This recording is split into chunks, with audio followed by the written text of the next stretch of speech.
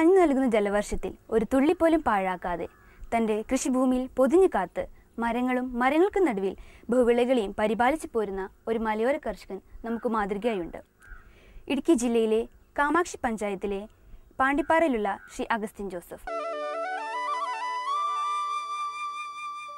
കുറവൻ കുറത്തി മലകളെ കൂട്ടിക്കെട്ടി പെരിയാറിൻ്റെ നീരൊഴുക്കിൽ തടയണയാക്കി ഒരു നാടിന് ഊർജവും ജലസമൃദ്ധിയുമേകുന്ന ഇടുക്കി.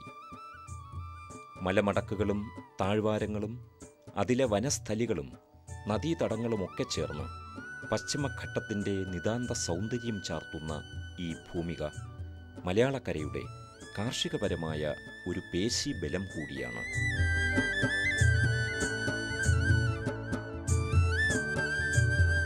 മലന്തട്ടുകളും കാനന കാന്തിയും നിറഞ്ഞ ഇടുക്കിയുടെ തനതായ പാരിസ്ഥിതിക തലം നിലനിർത്തിക്കൊണ്ട് ബഹുവിള കൃഷിരീതി അവലംബിച്ച് കാർഷിക വിജയം കൊയ്തെടുക്കുന്ന ഒരു പരമ്പരാഗത കർഷകൻ ഈ മലയോര മണ്ണിലുണ്ട്. ഇടുക്കി കാമാക്ഷി പഞ്ചായത്തിലെ പാണ്ടിപ്പാറയിലുള്ള അഗസ്തി ജോസഫ്.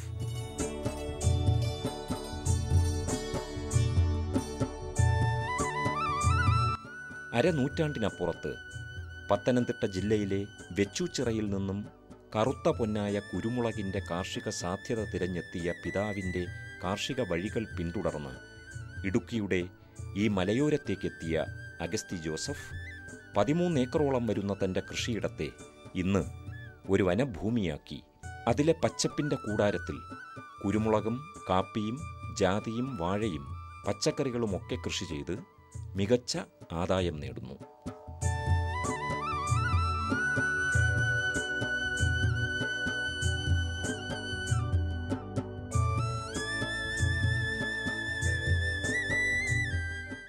വെച്ചറിയുന്ന എങ്ങനെ കൃഷിഭരണം തേടി അപ്പൻ ഇവിടെ വരാനുള്ള പ്രധാന കാരണം കുരുവിനോടുള്ള സ്നേഹമാണ്. അപ്പോൾ ഇവിടെ വന്നപ്പോൾ ഞാൻ എൻ്റെ വിദ്യാഭ്യാസത്തിന് ശേഷം ഏതാണ്ട് 1985 ഇവിടെ വന്ന് എൻ്റെ അപ്പൻ്റെ മരണത്തിനോടനുബന്ധിച്ച് എനിക്കിവിടെ വന്ന് ഈ സ്ഥലത്തിൻ്റെ കാര്യങ്ങൾ ഏറ്റെടുക്കേണ്ടി വന്നു. അപ്പോൾ ഇവിടുത്തെ കാലാവസ്ഥ നല്ല അനുകൂലമാണ്. ജനുവരി, ഫെബ്രുവരി, മാർച്ച്, ഏപ്രിൽ, മെയ് ഒക്കെ നല്ല വെയിലില്ല. അപ്പോൾ ഞാൻ നോക്കുമ്പോൾ ഇവിടെ കുറച്ച് മരങ്ങളുണ്ട്. പിന്നെ ഇവിടുത്തെ കാറ്റ് ഇതെല്ലാം മരങ്ങളും എല്ലാം ആയിട്ട് നല്ല കാലാവസ്ഥയാണ്. അപ്പോൾ ഇത് എൻ്റെ പത്തനംതിട്ടയിലുള്ള സ്ഥലത്ത് ഭയങ്കര പടിഞ്ഞാറോട്ടാണ് എൻ്റെ വീടിൻ്റെ ചെരിവ്. അപ്പോൾ അവിടുന്ന് അതിഭയങ്കരമായ ചൂട് എനിക്ക് അനുഭവപ്പെടുമായിരുന്നു. അപ്പോൾ ഇവിടുന്ന് അവിടെ ചെല്ലുമ്പം എനിക്ക് ഈ ചൂടിനെ താങ്ങാൻ പറ്റത്തില്ല. അപ്പം ഞാൻ അതിനുള്ള മാർഗ്ഗം ആ ഫ്രണ്ടിൽ തുറന്നു കിടന്ന സ്ഥലത്ത് പതുക്കെ മരങ്ങൾ വെച്ച് പിടിപ്പിച്ചു. അങ്ങനെ എൻ്റെ അവിടുത്തെ ആ 2 ഏക്കർ സ്ഥലത്തോളം മരങ്ങൾ കൊണ്ട് ഞാൻ നിറച്ചു. അതിനകത്ത് മുഴുവൻ കൊടിയിട്ടു, കാപ്പി ചെയ്തു.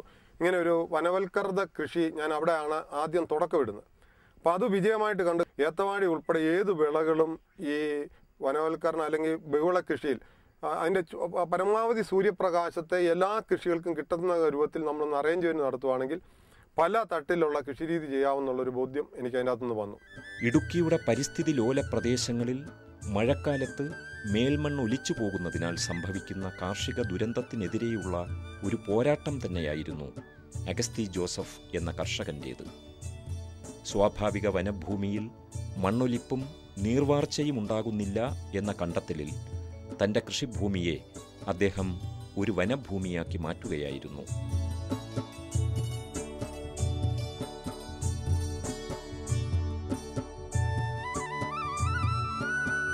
മലമേട്ടിലെ ഉയർന്ന തട്ടിൽ ഏറെ ഉയരത്തിൽ വളരുന്ന മരങ്ങൾ നട്ട ശേഷം താഴെയുള്ള തട്ടുകളിൽ ക്രമാനുഗതമായ നിലയിൽ വിവിധ വൃക്ഷങ്ങൾ വളർത്തി സ്വാഭാവികമായ വനം സൃഷ്ടിച്ച് മരങ്ങൾക്ക് താഴെ പലതരം കാർഷിക വിളകൾ കൃഷി ചെയ്യുക എന്ന രീതിയാണ് അഗസ്തി ജോസഫ് പരീക്ഷണാടിസ്ഥാനത്തിൽ സ്വീകരിച്ചത്.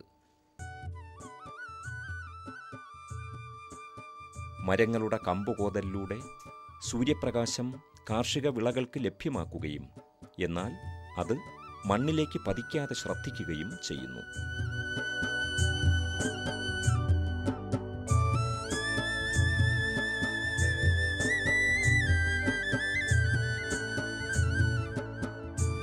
തന്മൂലം മണ്ണിനെ ഒരു നീർത്തടമാക്കി നിലനിർത്താനും കഴിയുന്നു.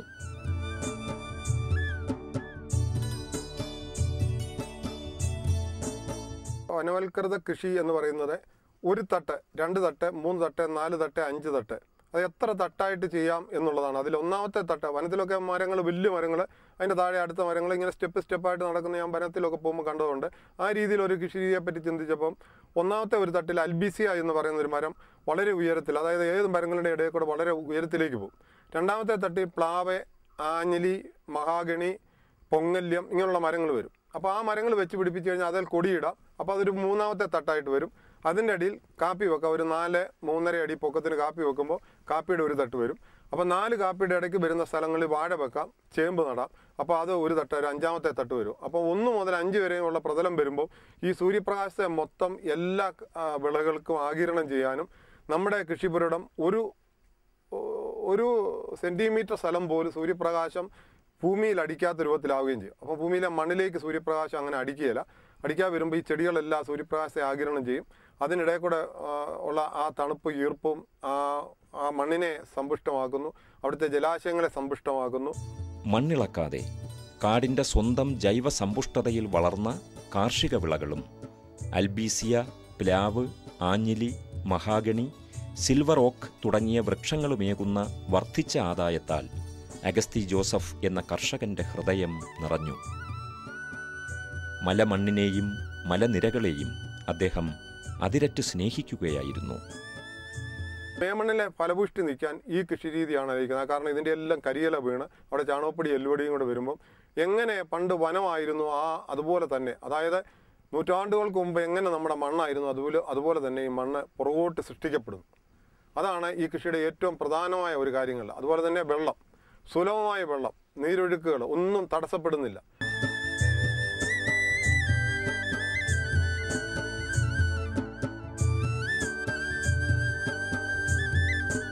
നാണ്യവിളകളിൽ കുരുമുളക് കൃഷിക്ക് ഏറെ പ്രാധാന്യം നൽകുന്ന അഗസ്തിയുടെ ഈ മലയോര മണ്ണിൽ ഉൽപാദനശേഷിയാർന്ന പന്നിയൂർ 1, 2, 3, 4, 5 എന്നീ ഇനങ്ങളും വെള്ളമുണ്ടി, നീലമുണ്ടി, കരിമുണ്ട, കൊറ്റ തുടങ്ങിയ നാടൻ ഇനങ്ങളും മരങ്ങളിൽ ചുറ്റിപ്പടർന്ന് സമൃദ്ധമായി തന്നെ വളരുന്നു. ഇലകളും മറ്റും വീണ് കാട്ടുമണ്ണൊരുക്കുന്ന ജൈവപുഷ്ടിക്കൊപ്പം ഈ കർഷകൻ ഇവിടേക്കേകുന്നതും ജൈവവളങ്ങൾ തന്നെ. മെയ് മാസത്തിൽ തന്നെ കുഴിയെടുത്ത് അതിൻ്റെ തലകൾ നടും, അല്ലെങ്കിൽ കൂടത്തൈ ഉണ്ടാക്കി കൂടത്തൈ നടും. ഈ തലകൾ നട്ട് കഴിഞ്ഞാൽ ഉടൻ തന്നെ ഞാൻ ചാണകം, ഇച്ചിരി കടലപ്പിണ്ണാക്ക് പൊടിയും കൂടി പുളിപ്പിച്ച് ഇതിൻ്റെ ചുവട്ടിലൊഴിക്കും. അത് 1-2 പ്രാവശ്യം ഒഴിക്കുമ്പോൾ തന്നെ നാമ്പെടുക്കും, എടുത്ത് മുന്നേറും. പിന്നെ പതുക്കെ ഇച്ചിരി പച്ചച്ചാണകം ഞുള്ളിയിടും. വേനലിന് മുമ്പ് ഇച്ചിരി ചാണകം പൊടി നല്ലവണ്ണം ഇട്ട് 4 സൈഡിൽ നിന്ന് ചിരണ്ടി കൂട്ടി അവിടെ ഇടും. അപ്പം വെയിലൊട്ടും അടിക്കത്തില്ല. അപ്പം പിന്നെ ആ കൊടിക്ക് ഞാൻ എല്ലുപൊടിയും ഈ ചാണകപ്പൊടിയും മാത്രം തുടർച്ചയായിട്ട് ഇട്ടുകൊണ്ടിരിക്കും എല്ലാ വർഷങ്ങളിലും. പ്രത്യേകിച്ച് ഒരു ഫെബ്രുവരി മാർച്ചിനോട് ചേർന്ന് എല്ലാ വർഷങ്ങളിലും ഇട്ടുകൊണ്ടിരിക്കും. അതേ ഉള്ളൂ വളം പരിപാലനം എന്ന് പറയുന്നത്. പിന്നെ അത് വെച്ച് കെട്ടും, ചവറ അതിന് വെട്ടം കിട്ടത്തക്ക രൂപത്തിൽ ഒന്ന് കോന്തി വൃത്തിയാക്കി കൊടുക്കുകയേ ഉള്ളൂ. പൂവൻ, ഞാലിപ്പൂവൻ, ചാരപ്പൂവൻ, റോബസ്റ്റ, ചെങ്കതളി, പാളയങ്കോടൻ, നേന്ത്രൻ തുടങ്ങിയ ഇനം വാഴകളും ഇവിടെ കാടിൻ്റെ ശീതളഛായയിൽ തഴച്ചു വളരുന്നു. ഒരു വാഴയ്ക്കും മണ്ണിളക്കി കൃഷി ചെയ്യുന്നില്ല. വാഴ നടുമ്പം മാത്രം അവിടെ കുഴിയെടുക്കുന്നു, വാഴ നടുന്നു. പിന്നെ ഉള്ള അതിൻ്റെ വളവിടിയിലും അവിടെ മാത്രമേ ഉള്ളൂ, അതിന് ചുറ്റും മാത്രമേ ഉള്ളൂ, ഇട കിളയ്ക്കുന്നില്ല. പിന്നെ ഒരു വാഴ കുലച്ച് കഴിഞ്ഞാൽ അടുത്ത വാഴ അതിൻ്റെ വിത്ത് നിർത്തുന്നത് കൊത്തിപ്പിരിക്കുന്നില്ല. 1-2 വിത്തുകൾ നിർത്തിയിട്ട് അതിന് വളമിട്ടുകൊണ്ട് തന്നെ ചാണകപ്പൊടി, എല്ലുപൊടി, ജൈവവളമാണ് ഞാൻ ചെയ്യുന്നത്. അതിട്ടതിന് ശേഷം ഞാൻ മണ്ണ് ഇടയ്ക്കുന്നൊരു കുഴി കുത്തി അതിൻ്റെ ചുറ്റും ഇടുന്നു. അങ്ങനെ 1, 2, 3, 4 ഏതാണ്ട് 5ാമത്തെ ജനറേഷൻ വാഴ തന്നെ ഈ പറമ്പിൽ ഇപ്പോൾ ഉണ്ട്. വനഭൂമിയിലെ ഫലഭൂയിഷ്ഠതയിൽ വളർന്നു പടർന്ന കാപ്പിച്ചെടികളും അഗസ്തി ജോസഫ് എന്ന കർഷകനേകുന്ന ആദായം ചെറുതല്ല.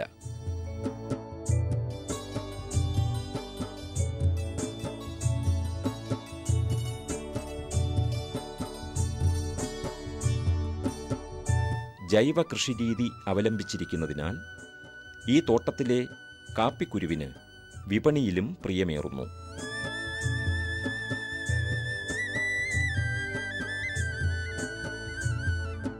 കാപ്പിയുടെ 3.5 അടിക്കും 4 അടിക്കും കവാത്ത് ചെയ്ത് നിർത്തിയിരിക്കുകയാണ്. അതിന് കിളിപ്പുകൾ മേളിലോട്ട് പോകാതെ എന്നും മാസത്തിൽ 1-2 പ്രാവശ്യം ഞങ്ങൾ കിളിപ്പുകൾ അടർത്തി അതിനെ നല്ല രീതിയിൽ ക്രമീകരിച്ച് നിർത്തും.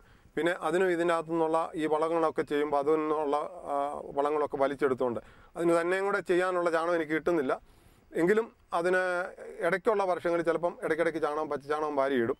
അതിന് മറ്റൊരു വളങ്ങൾ പ്രയോഗത്തിൻ്റെ ആവശ്യം വരുന്നില്ല. അപ്പം പൂർണ്ണ ജൈവമായിട്ട് തന്നെ എൻ്റെ കാപ്പി പുറത്തോട്ട് കയറ്റിവിടാൻ പല കമ്പനികളും എന്നോട് ആവശ്യപ്പെടുന്നുണ്ട്. അവർക്ക് ഞാൻ കൊടുക്കാറുമുണ്ട്. വിളവെടുക്കാൻ പ്രായമാകുന്ന വിവിധ ഇനം ജാതിമരങ്ങൾ, 1.5 മാസം കൊണ്ട് വിളവേകുന്ന പച്ചക്കറി ഇനങ്ങൾ തുടങ്ങിയവ ഈ കാനനത്തോട്ടത്തെ വർണ്ണാഞ്ചിതമാക്കുമ്പോൾ 1 ഇഞ്ച് ഭൂമി പോലും പാഴാക്കാതെ കൃഷിക്കുപയോഗിക്കണം എന്ന വാശിയുള്ള അഗസ്തി ജോസഫ് എന്ന കർഷകൻ തൻ്റെ കുരുമുളകും കാപ്പിക്കുരുവുമൊക്കെ ഉണക്കാൻ ഉപയോഗിക്കുന്ന കോൺക്രീറ്റ് തറയെപ്പോലും ഒഴിവാക്കുന്നില്ല. വിളവെടുപ്പൊഴിഞ്ഞ വേളയിൽ വളച്ചാക്കുകളിൽ മണ്ണൊരുക്കി മരച്ചീനി നട്ടുവളർത്തുന്ന ഈ രീതിയും ഒരുപക്ഷേ ഈ കർഷകന് മാത്രം സ്വന്തം. കീടനാശിനി പ്രയോഗം എനിക്കില്ല. എനിക്ക് കുറച്ച് കൊടിക്കൊക്കെ അവിടെയൊക്കെ ചെറിയ തോതിൽ കേടുണ്ടായെങ്കിലും ഞാൻ സൂഡോമോണസ് കൊണ്ടും ടെർക്കോഡാമ എന്ന ഓയിൽ കൊണ്ടും മാത്രം ജൈവ കുമിൾനാശിനി കൊണ്ട് തന്നെ എനിക്കതിനെ ആവശ്യം കണ്ട ഉടനെ തന്നെ അതുകൊണ്ട് തളിക്കുന്നതുകൊണ്ട് അന്നേരം അത് മാറിക്കിട്ടി. നമുക്കറിയാവുന്ന പോലെ സൂര്യപ്രകാശമാണ് എല്ലാ കൃഷിക്കും ശരിയായ രീതിയിൽ വിളവ് നൽകുന്നതിന് അടിസ്ഥാനമായിട്ടുള്ള ഒരു ഘടകം. അപ്പോൾ ആ കാര്യത്തിൽ അത് മനസ്സിലാക്കിക്കൊണ്ട് ജോസിയേട്ടൻ തൻ്റെ കൃഷിയിടത്തിൽ പല തട്ടുകളായിട്ട് കൃഷി ചെയ്യുന്ന ഒരു കൃഷിയുടെ തണൽ മറ്റൊരെണ്ണത്തിന് ദോഷകരമാകാത്ത രീതിയിലാണ് ക്രമീകരിച്ചിരിക്കുന്നത്. അത് അദ്ദേഹത്തിൻ്റെ ഒരു വിജയ രഹസ്യമാണ്. കൂടാതെ മണ്ണ് ജലസംരക്ഷണവും വേണ്ടത്ര ഭംഗിയായി ക്രമീകരിച്ചിരിക്കുന്നത് കൊണ്ട് ഈ നല്ല വേനൽക്കാലത്തും നല്ല പച്ചപ്പ് അദ്ദേഹത്തിൻ്റെ തോട്ടത്തിൽ നമുക്ക് കാണാവുന്നതാണ്. പിന്നെ ഇതിന് പുറമെ പ്രധാനമായിട്ടുള്ള കാര്യം എന്ന് പറഞ്ഞാൽ അദ്ദേഹത്തിൻ്റെ കൃഷി ഒരു ജൈവിക രീതിയിലുള്ള കൃഷിയാണ്. ലാഭകരമായ ഒരു കാലി വളർത്തൽ എന്നതിനപ്പുറം തൻ്റെ കൃഷിയിടത്തിലെ ഫലസമൃദ്ധിയെ ലക്ഷ്യമാക്കിയാണ് അഗസ്തി ജോസഫ് അത്യുൽപാദന ശേഷിയുള്ള പശുക്കളെ ഇവിടെ പരിപാലിക്കുന്നത്. മരങ്ങൾക്കും കാർഷിക വിളകൾക്കും നടുവിലെ തൊഴുത്തിൽ സുനന്ദിനി, ഹോസ്റ്റൈൻ ഫീസർ, ബ്രൗൺ, ജേഴ്സി എന്നീ ഇനങ്ങളിൽപ്പെടുന്ന പശുക്കൾ പാൽ ചുരത്തുമ്പോൾ അഗസ്തി ജോസഫ് എന്ന കർഷകൻ്റെ ജീവിത വിജയത്തിന് അത് ആക്കമേറ്റുന്നു. പശുവിൻ്റെ പരിപാലനം എന്ന് പറഞ്ഞാൽ ഞാൻ പാൽ ഉൽപ്പാദിപ്പിച്ച് വലിയ ഒരു ആദായം കിട്ടുന്ന ഒരു ഇതിന് വേണ്ടിയിട്ടല്ല. എൻ്റെ കൃഷിയും പശുവും തമ്മിൽ അഭേദ്യമായ ഒന്നുകൊണ്ട്. കാരണം ഞാൻ ചാണകം ഉപയോഗിക്കുന്ന ആളെന്നുള്ള നിലയിൽ ചാണകം എനിക്ക് ആവശ്യമാണ്. അപ്പം പശു എനിക്ക് ലാഭകരമായിട്ട് ചെയ്യാൻ പറ്റാവുന്ന അവസ്ഥയുണ്ട്. പക്ഷേ അന്നേരം പശുവിനെ മാത്രം കൂടുതൽ ശ്രദ്ധിക്കേണ്ടി വരും. അപ്പം പശുവിനെ നഷ്ടമൊന്നുമല്ല ഞാൻ പറയുന്നത്. എന്നാൽ ലാഭകരമാക്കണം എങ്കിൽ നമുക്ക് ചാണകം കിട്ടും.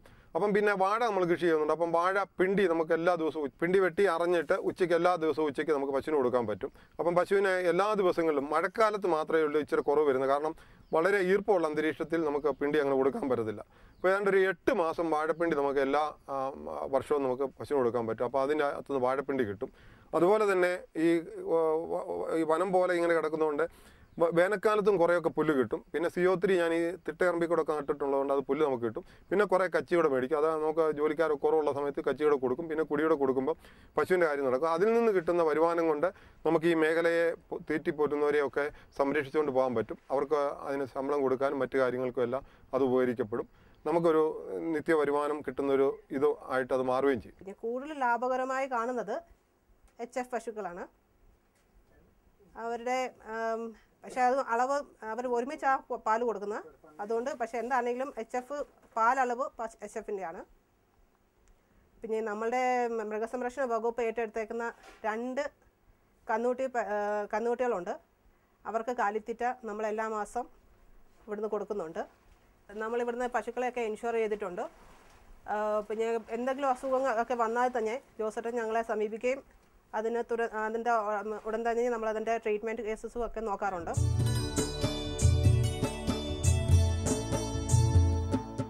ദിനം പ്രതി 1500 രൂപ പാല് വിറ്റ് നേടുന്ന അഗസ്തി ജോസഫ് പാണ്ടിപ്പാറ മിൽക്ക് സൊസൈറ്റിയിൽ ഏറ്റവും കൂടുതൽ പാൽ നൽകുന്ന ക്ഷീരകർഷകൻ കൂടിയാണ്.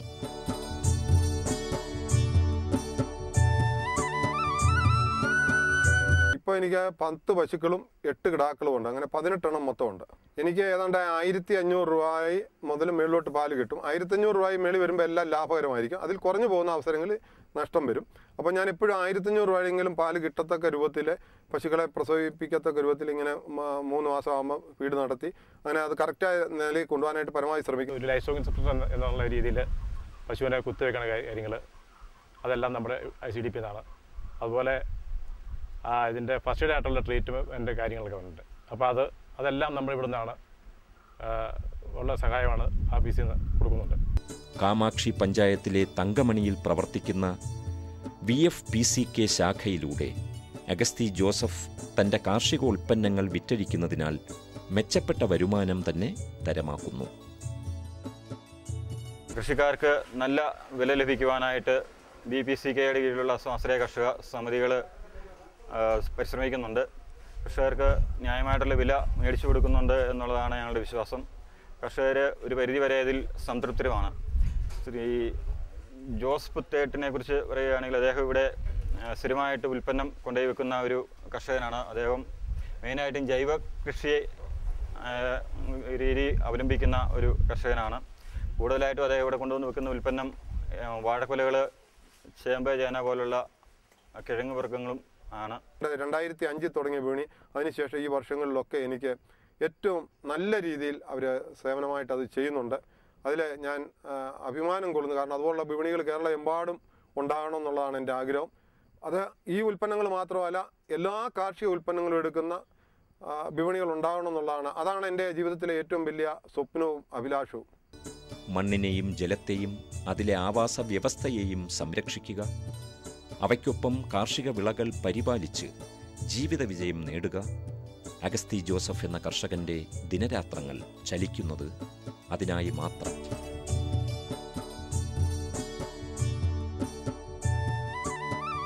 ഞാനും എൻ്റെ കുടുംബവും എൻ്റെ തലമുറകളും നിലനിൽക്കണമെന്ന്, അല്ലെങ്കിൽ എൻ്റെ സമൂഹവും നിലനിൽക്കണമെന്ന് ഞാൻ ആഗ്രഹിക്കുന്നെങ്കിൽ ഈ കൃഷി രീതിയിലേക്ക് ഞാൻ വന്നേ ഒക്കുള്ളൂ. അപ്പം ഞാൻ അങ്ങനെ വന്നേ ഒക്കുള്ളെങ്കിൽ എൻ്റെ തലമുറയും എൻ്റെ കുടുംബവും എൻ്റെ സമൂഹവും നിലനിൽക്കണമെന്ന് ഞാൻ ആഗ്രഹിക്കുന്നുണ്ടെങ്കിൽ കേരളത്തിലെ മുഴുവൻ കർഷകരും ഈ കൃഷി രീതിയിലേക്ക് വന്നെങ്കിൽ മാത്രമേ നമ്മുടെ സമൂഹവും കുടുംബങ്ങളും കൃഷിയും മുന്നോട്ട് ഭാവിയിലേക്ക് നിലനിൽക്കാൻ പോകുന്നുള്ളൂ. അതുകൊണ്ട് അവർ ഈ സന്ദേശം പൂർണ്ണമായ അർത്ഥത്തിൽ ഉൾക്കൊള്ളും എന്നാണ് എൻ്റെ പൂർണ്ണമായ വിചാരം. അതുപോലെ വിപണികൾ തമ്മിലുള്ള ബന്ധവും അത് കയറ്റുമതിക്കാൻ പറ്റുന്ന സാഹചര്യങ്ങളിലേക്ക് വരുമ്പോൾ വലിയ ഒരു വിപ്ലവം കാർഷിക മേഖലയിൽ കേരളത്തിൽ സൃഷ്ടിക്കപ്പെടാൻ സാധിക്കും.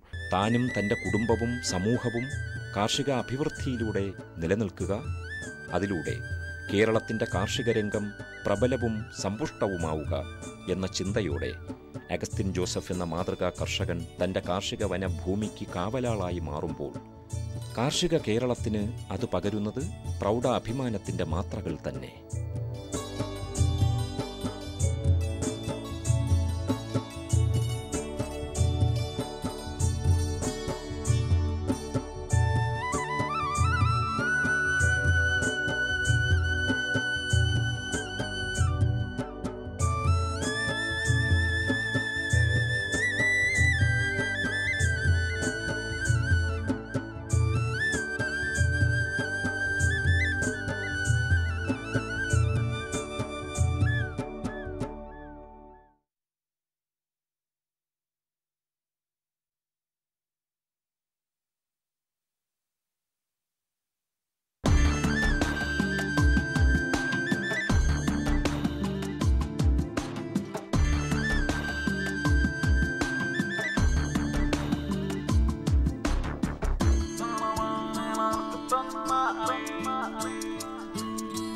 നമസ്കാരം. ദൂരദർശൻ കാർഷിക വാർത്തകളിലേക്ക് സ്വാഗതം. പ്രധാന വാർത്തകൾ. പന്നി വളർത്തലിൽ ശാസ്ത്രീയ പരിശീലനം. മൃഗസംരക്ഷണ വകുപ്പ് ചികിത്സാ ഫീസുകൾ പരിഷ്കരിച്ചു. വിശദമായ കാർഷിക വാർത്തകളിലേക്ക്. പുതിയ കാലത്തിന് ചേർന്ന രീതിയിൽ പന്നി വളർത്തൽ സംരംഭമാക്കാൻ ഉദ്ദേശിക്കുന്നവർക്ക് മൃഗസംരക്ഷണ വകുപ്പ് പരിശീലനം നൽകുന്നു. പന്നികളിലെ ശാസ്ത്രീയ പ്രജനനം, കുഞ്ഞുങ്ങളുടെ പരിപാലനം, കൊഴുപ്പിക്കൽ, ശാസ്ത്രീയ വിപണനം എന്നീ വിഷയങ്ങളിലാണ് പരിശീലനം. പരിശീലനാർത്ഥികൾക്ക് പന്നി വളർത്തൽ ലൈസൻസിംഗ് അപേക്ഷിക്കാൻ കഴിയുന്ന രീതിയിൽ സാക്ഷ്യപത്രങ്ങളും നൽകും. ഡിസംബർ 13 മുതൽ കോട്ടയം തലയോലപ്പറമ്പ് പരിശീലന കേന്ദ്രത്തിലാണ് പരിപാടി. കൂടുതൽ വിവരങ്ങൾക്ക് 04-829 234323 എന്ന നമ്പറിൽ വിളിക്കുക.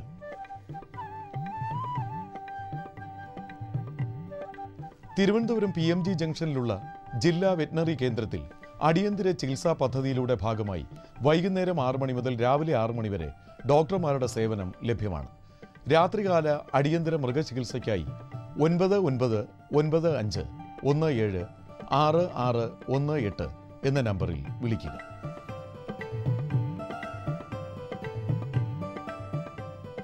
വെമ്പായം കൃഷിഭവൻ പരിധിയിൽ 25 സെന്റ് വസ്തുവിൽ മരിച്ചീനിയും മറ്റ് കിഴങ്ങുവർഗ വിളകളും കൃഷി ചെയ്തിട്ടുള്ളവർക്ക് സബ്സിഡി നൽകുന്നതിന് അർഹരായവർ കരംതീർത്ത രസീത് സഹിതം കൃഷിഭവനിൽ എത്തുക. വിപണി വിലയേക്കാൾ 5 രൂപ കൂട്ടി നൽകി കർഷകരിൽ നിന്നും റബ്ബർ സംഭരിക്കാൻ മന്ത്രിസഭാ യോഗം തീരുമാനിച്ചു. കർഷകരിൽ നിന്ന് നേരിട്ട് റബ്ബർ സംഭരിക്കാൻ മാർക്കറ്റ് ഫെഡ് ഉൾപ്പെടെയുള്ള ഏജൻസികളെ സർക്കാർ ചുമതലപ്പെടുത്തും. മൃഗസംരക്ഷണ വകുപ്പിൽ ചികിത്സാ പരിശോധനാ ഫീസുകൾക്ക് വർധനവ്. ചെറിയ ശസ്ത്രക്രിയകൾ 25 രൂപയിൽ നിന്നും 40 രൂപയായും വലിയ ശസ്ത്രക്രിയയ്ക്ക് 100 രൂപയിൽ നിന്നും 150 രൂപയായും വർദ്ധിപ്പിച്ചു. താറാവ് വസ്തുതയ്ക്കുള്ള മരുന്നിന്റെ വില 40 നിന്ന് 60 രൂപയായും വർദ്ധിപ്പിച്ചു. ആന്ത്രാക്സിനെതിരെയുള്ള പ്രതിരോധ മരുന്ന് ഒരു കുപ്പിക്ക് 400 രൂപയാണ് പുതിയ വില. പശുക്കൾക്ക് ബീജം കുത്തിവെക്കുന്നതിനും നായ്ക്കൾക്കുള്ള പേവിഷ പ്രതിരോധ മരുന്നിനും ഇളവ് തുടരും. തൃശൂർ രാമവർമ്മപുരം മിൽമ ട്രെയിനിംഗ് സെന്ററിൽ പോത്ത് വളർത്തൽ സംരംഭകർക്കായി പരിശീലനം സംഘടിപ്പിക്കുന്നു. പുതിയ ഫാം തുടങ്ങാൻ ആഗ്രഹിക്കുന്നവരെ പ്രോത്സാഹിപ്പിക്കുക, പോത്തിറച്ചി ഉൽപ്പാദനം പ്രോത്സാഹിപ്പിക്കുക തുടങ്ങിയ ലക്ഷ്യമിട്ടാണ് പരിശീലനം. ഡിസംബർ 15 മുതൽ 17 വരെയാണ് പരിശീലന പരിപാടി. ഒരു ബാച്ചിൽ പരമാവധി 15 പേർക്ക് പ്രവേശനം ലഭിക്കും. താൽപ്പര്യമുള്ളവർ ഡിസംബർ 13 മുൻപ് 0487 2695 869 എന്ന നമ്പറിൽ വിളിച്ച് പേരുകൾ രജിസ്റ്റർ ചെയ്യുക.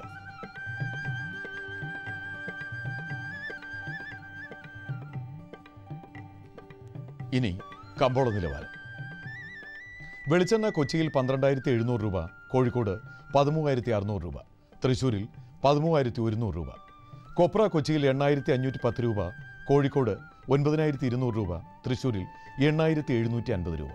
കുരുമുളക് ഗാർബിൾഡ് 67,000 രൂപ, ഗാർബിൾഡ് 70,000 രൂപ. ചുക്ക് മീഡിയം 21,000 രൂപ, ബെസ്റ്റ് 23,000 രൂപ. മഞ്ഞൾ സേലത്ത് 6,700 രൂപ, ഈറോഡിൽ 6,900 രൂപ. അടയ്ക്ക പുതിയത് 14,000-നും 16,000-നും മധ്യേ. കൊച്ചിയിൽ റബ്ബർ 5 ഗ്രേഡ് 10,700 രൂപ, 4 ഗ്രേഡ് 11,200 രൂപ. കോട്ടയത്ത് റബ്ബർ 5 ഗ്രേഡ് 10,700 രൂപ, 4 ഗ്രേഡ് 11,400 രൂപ. കമ്പോള നിലവാരം കൊച്ചി മാർക്കറ്റിൽ. വെളിച്ചെണ്ണ 12,700 രൂപ, കൊപ്ര 8,510 രൂപ, പിണ്ണാക്ക് എക്സ്പെല്ലർ 2,100 രൂപ, റോട്ടറി 3,000 രൂപ. കുരുമുളക് അൺഗാർബിൾഡ് 67,000 രൂപ, ഗാർബിൾഡ് 70,000 രൂപ. ചുക്ക് മീഡിയം 21,000 രൂപ, ബെസ്റ്റ് 23,000 രൂപ. മഞ്ഞൾ നാടൻ 6,200 രൂപ. അടയ്ക്ക പുതിയത് 14,000-നും 16,000-നും മധ്യേ. ജാതിക്ക തൊണ്ടൻ 250-നും 260-നും മധ്യേ. തൊണ്ടില്ലാത്തത് 450-നും 470-നും മധ്യേ. ജാതിപത്രി 700-നും 775-നും മധ്യേ. ഗ്രാമ്പു 975 രൂപ. റബ്ബർ RSS 5 ഗ്രേഡ് 10,700 രൂപ, 4 ഗ്രേഡ് 11,200 രൂപ. ഒട്ടുപാൽ 6,900 രൂപ. ലാറ്റക്സ് 7,200 രൂപ. കമ്പോള അവലോകനം. ആഭ്യന്തര എണ്ണക്കുരു കർഷകരുടെ താൽപ്പര്യങ്ങൾ സംരക്ഷിക്കാൻ ഭക്ഷ്യ എണ്ണയുടെ ഇറക്കുമതി തീരുവ ഉയർത്തുന്ന കാര്യം കേന്ദ്ര പരിഗണനയിൽ. ഭക്ഷ്യ കൃഷി മന്ത്രാലയങ്ങൾ നിരക്ക് ഉയർത്തണമെന്ന നിലപാടിലാണ്. നടപ്പ് വർഷം പാചക എണ്ണ ഇറക്കുമതി സർവ്വകാല റെക്കോർഡിലാണ്. കാർഷിക മേഖലയ്ക്ക് താങ്ങുപകരാനുള്ള നീക്കം വെളിച്ചെണ്ണയ്ക്കും കൊപ്രയ്ക്കും ഗുണകരമാകും. കുരുമുളക് സംരംഭ രംഗത്ത് ഉത്തരേന്ത്യക്കാർ അകന്നത് ഏതാനും ദിവസങ്ങളായി ഉൽപ്പന്നം കടുത്ത സമ്മർദ്ദത്തിലാക്കി. 70,000 രൂപയിലേക്ക് താഴ്ന്നാണ് ഗാർബിൾഡ് കുരുമുളകിന്റെ വ്യാപാരം ആരംഭിച്ചത്. ഏലക്ക വരവ് കുറഞ്ഞെങ്കിലും നെടുങ്കണ്ടത്ത് ഇന്ന് നടന്ന ലേലത്തിൽ മികച്ച ഇനങ്ങൾ കിലോ 930 രൂപയിലും ശരാശരി ഇനങ്ങൾ 753 രൂപയിലും ലേലം കൊണ്ടു. കർഷകരെയും സ്റ്റോക്കിസ്റ്റുകളെയും ഞെട്ടിച്ച് റബ്ബർ വില 6 വർഷത്തെ താഴ്ന്ന നിലവാരത്തിൽ. ടയർ വ്യവസായികളിൽ നിന്നുള്ള ഡിമാൻഡ് മങ്ങിയതിനാൽ കൊച്ചിയിൽ 4 ഗ്രേഡ് കിലോ 112-ലേക്ക് ഇടിഞ്ഞു. ഒട്ടുപാൽ 69 രൂപയിൽ കൈമാറി. ഇനി കാലാവസ്ഥ. പ്രധാന നഗരങ്ങളിലെ താപനില. കണ്ണൂർ കൂടിയ താപനില 30.8 ഡിഗ്രി സെൽഷ്യസ്, കുറഞ്ഞ താപനില 22.6 ഡിഗ്രി സെൽഷ്യസ്. കോഴിക്കോട് 31.7, 24.9. കൊച്ചി 32.6, 23.8. ആലപ്പുഴ 30.5, 23.2. പുനലൂർ 30, 21.2. തിരുവനന്തപുരം കൂടിയ താപനില 30 ഡിഗ്രി സെൽഷ്യസ്, കുറഞ്ഞ താപനില 22.6 ഡിഗ്രി സെൽഷ്യസ്. ഇതോടെ ഇന്നത്തെ കാർഷിക വാർത്തകൾ സമാപിക്കുന്നു. നമസ്കാരം.